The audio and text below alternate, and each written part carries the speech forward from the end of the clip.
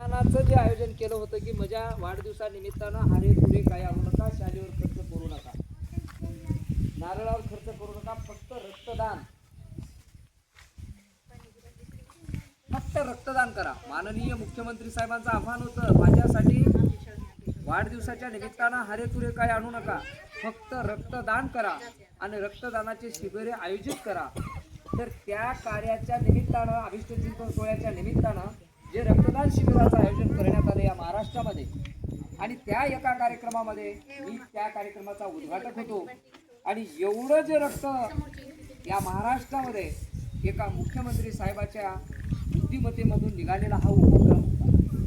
त्यांनी हा उपक्रम काढल्यामुळं एवढं पेढीमध्ये साठा निर्माण झाला.